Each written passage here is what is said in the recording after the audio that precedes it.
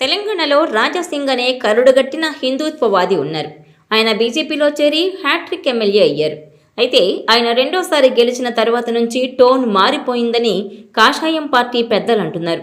తానే అందరికన్నా పెద్దవాడిని అన్న భావనతో ఆయన విమర్శలు చేస్తూ వస్తున్నారని బీజేపీ పెద్దలు భావిస్తున్నారు.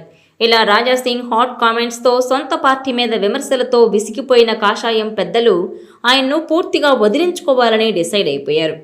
ఒకనాడు ఆయనకు ఎంతో కొంత అండగా నిలిచారని చెబుతున్న తెలంగాణ మాజీ అధ్యక్షుడు కేంద్ర మంత్రి బండి సంజయ్ సైతం రాజాసింగ్ తాజా వైఖరి పట్ల గుస్సా అవుతున్నారని అంటున్నారు. దీంతో పెద్దలంతా కలిసి బీజేపీ కేంద్ర నాయకత్వానికి విన్నపాలు చేశారు. ఆయన్ను దయచేసి పార్టీలో కొనసాగనేయొద్దు, పైగా ఆయన రాజీనామా చేసిన ఎమ్మెల్యే సీటుకు ఉప ఎన్నికలొచ్చేలా చూడండి, మీరు అనుమతిస్తే ఆయన రాసిన లేఖనే స్పీకర్కు పంపించి ఉప ఎన్నికలొచ్చేలా చూస్తామని లేఖ రాశారని టాక్ నడుస్తోంది. ఈ నేపథ్యంలో కేంద్ర బీజేపీ పెద్దల నిర్ణయం ఎలా ఉంటుందో తెలియదు కానీ తెలంగాణ బీజేపీ నేతలైతే రాజాసింగ్కి చెక్ పెట్టే పనిలో పడ్డారని అంటున్నారు.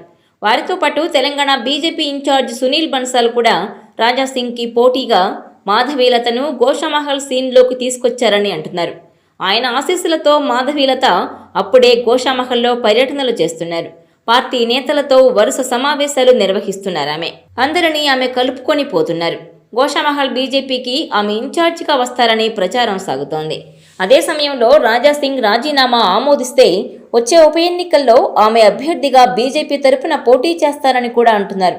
ఆమె 2024 ఎన్నికల్లో హైదరాబాద్ పార్లమెంటు నియోజకవర్గం నుంచి పోటీ చేసి మజ్లిస్ అధినేత అసదుద్దీన్ ఓవైసీని ఢీకొట్టారు. ఆమె గెలవకపోయినా దూకుడుగా చేసిన ప్రచారం మాత్రం ఆమెకు మంచి పేరు తీసుకొచ్చింది.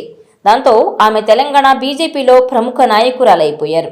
కేంద్రం బీజేపీ పెద్దల దృష్టిలో కూడా ఉన్నారు. ఇప్పుడు అనుకోకుండా గోషామహల్కి గనుక ఉప ఎన్నిక వస్తే ఆమెను అభ్యర్థిగా నిలబెట్టి ఎమ్మెల్యేగా అసెంబ్లీకి తీసుకురావాలని బీజేపీ చూస్తోందని అంటున్నారు. బీజేపీకి ఈ సీటు కంచుకోటగా ఉంది, పైగా పాత బస్తీలో ఉంది. దీంతో ఈ సీటును ఎలాగైనా గెలుచుకోవాలని ముందస్తు ఆలోచనలతోనే మాధవీలతను రంగంలోకి దింపారని అంటున్నారు. ఆయన తాను ఎమ్మెల్యే పదవికి చేసిన రాజీనామాను వెనక్కు తీసుకునే అవకాశాలున్నాయని అంటున్నారు. అయితే ఆయన వెనక్కు తగ్గినా బీజేపీ తగ్గదని చెబుతున్నారు. అయితే ఇక్కడ స్పీకర్ నిర్ణయం ప్రధానం కాబట్టి రాజాసింగ్ ఎమ్మెల్యే పదవికి ఏం జరుగుతుంది అన్నది చూడాలి. బీజేపీతో మాత్రం ఆయనకున్న రిలేషన్స్ పూర్తిగా కట్ అవుతాయని చెప్పేస్తున్నారు.